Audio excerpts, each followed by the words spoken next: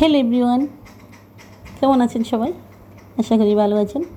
চলে আসলাম আর একটা রান্নার রেসিপি নিয়ে। আমি কোন রান্না করে দেখাবো আপনাদেরকে। গিমা শাক কী রান্না করব। যে গিমা শাকটা হচ্ছে শীতকালের শেষের দিকে এই পুকুরের পাড়ে, এই এই পানের বরে, তারপরে নদীর চরে, একটু বালি বালি জায়গার মধ্যে হয় জিনিস শাকটা।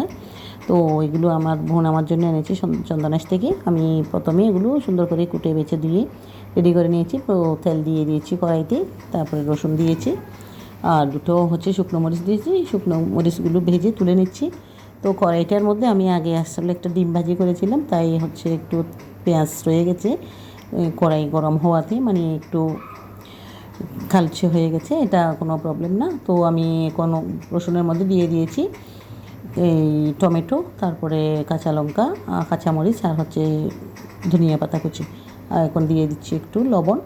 তারপরে এগুলো নেড়ে ছেড়ে একটু কষিয়ে নেব, এবং এখন দিয়ে দেবো মরিচের গুঁড়া, হলুদের গুঁড়া, ধনিয়ার গুঁড়া, জিরার গুঁড়া, একটু মরিচের গুঁড়া একদম কম, এখানে আর তেমন কোনো মশলা ইউজ করতে হয় না। তো এখন আমি একটু সামান্য পানি দিয়ে একটু নেড়ে ছেড়ে কষিয়ে নেব। মরিচগুলোও কষানো হয়ে যাবে, টমেটোগুলোও সিদ্ধ হয়ে যাবে। তো এইদিকে আমি এগুলো রান্না করার জন্য আলু সিদ্ধ করে হাতে কষলিয়ে রেখেছিলাম শিলে। এখন হচ্ছে আমার মশলা কষানো হয়ে গেছে, দেখতেই পাচ্ছেন মশলা কষানো হয়ে গেছে। আমার টমেটোগুলোও মনে করেন যে সিদ্ধ হয়ে গেছে। তো এই রান্নাটা করতে আসলে বেশি সময় লাগে না। তো এগুলো, তবে শাকগুলো একটু বেশি করে ধুতে হয়, কারণ বালি জায়গায় হয়। যদি বালি ভালো করে ধুয়ে না নেয় তাহলে হচ্ছে বালি থেকে যায়। আমি প্রায় 7-8 বার ধুয়েছিলাম। তো এগুলো আমি গোটা অবস্থায় কেটে নিয়েছিলাম, ধুয়ে নিয়েছিলাম, কারণ কেটে আর শাকগুলো আমি ধুই নেই। তারপরে কারণ হচ্ছে এই গিমি শাকের একটা সুগন্ধি থাকে, কেটে যদি ধুই এর সুগন্ধিটা চলে যায়। তো আমি এখন কষানো মরিচ মশলার মধ্যে এই আলুগুলোও দিয়ে দিয়েছি, সিদ্ধ করে রাখা ভেঙে রাখা আলুগুলো দিয়ে এগুলোও একটু মশলার সাথে ভালো করে কষিয়ে নেব। এই যে মশলার মধ্যে এটাও কষানো হয়ে গেছে, দেখতেই পাচ্ছেন। এগুলো এখন আপনি এমনিতে এই ভর্তাগুলো হচ্ছে কড়াই থেকে নিয়ে ভাত দিয়ে, গরম গরম ভাত দিয়ে খেতে পারবেন। তবে আমি এটা হচ্ছে গিমা শাক রান্না করার জন্য রেডি করেছি, তাই খাবো না।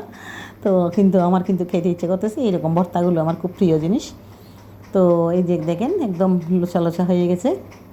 এখন আমি এখানে এই কেটে রাখা গিমি শাকগুলো, আমি ছোটো করে চিকন করে কেটে রেখেছিলাম গিমি শাকগুলো, তো এগুলো দিয়ে দিচ্ছি।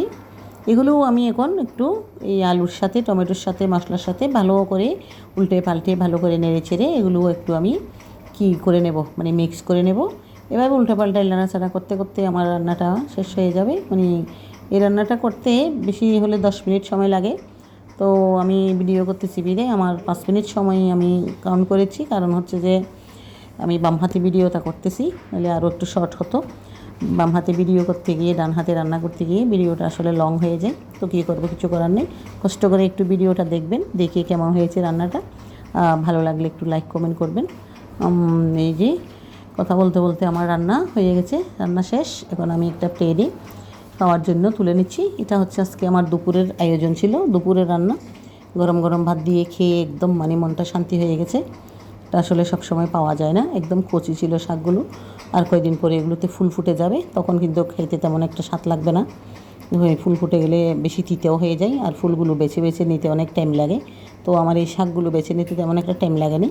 শুধু আমি শিকড়গুলো ফেলে দিয়েছি, আর হচ্ছে পরিষ্কার করে নিয়েছি পাতা টাতা আছে কিনা, মাটির থেকে তোলা হয়, অন্যান্য কোনো ময়লা আছে কিনা সেটা দেখে ভালো করে ধুয়ে কেটে নিয়েছিলাম। এই যে দেখতেই পাচ্ছেন কত লোভনীয় লাগতেছে। তো আমি শাক রান্না করার সময় কিন্তু ঢাকা দিয়ে রান্না করি না, কারণ শাক যদি ঢাকা দিয়ে রান্না করা হয় তাহলে হচ্ছে যে শাকের কালারটা নষ্ট হয়ে যায়, সবুজ কালারটা থাকে না। দেখতেই পাচ্ছেন আমার শাকের কালারটা হচ্ছে অনেক সবুজ রয়ে গেছে, টমেটোগুলোও লাল লাল রয়ে গেছে।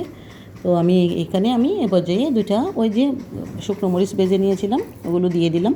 গরম ভাতের সাথে 1 কামড় শুকনো মরিচ আর হচ্ছে শাক গুজিয়ে দিয়ে সুন্দর করে যদি খান আপনি, এত যে টেস্টি, এত যে স্বাদ সুস্বাদু কী বুঝাবো আর। আমি দুপুরেই খেয়েছি, খেয়ে এখন ভিডিওটা আপলোড দিচ্ছি, কারণ সঙ্গে সঙ্গে দেওয়ার সুযোগ সময় কিছুই থাকে না, অনেক ব্যস্ত থাকি সারাদিন। তো এইভাবে অনেক ভিডিও আমার মোবাইলে জ্যাম হয়ে আছে, মাঝে মাঝে ডিলিট করে দিই, কারণ স্পেস থাকে না মোবাইল করতে করতে। তাই হচ্ছে আমি সুযোগ পাই না, কি করব। তো আমার একটা ইউটিউব চ্যানেল আছে, বলেছি একটু কষ্ট করে সাবস্ক্রাইব করবেন। আমার রান্নাটা কেমন হয়েছে জানাবেন। বিভিন্ন জনে বিভিন্নভাবে রান্না করা যায়। এটা ডাল শিমের বিচি দিয়েও রান্না করা হয়। আমার থেকে এই রান্নাটাই ভালো লাগে, আমার মায়েরও খুব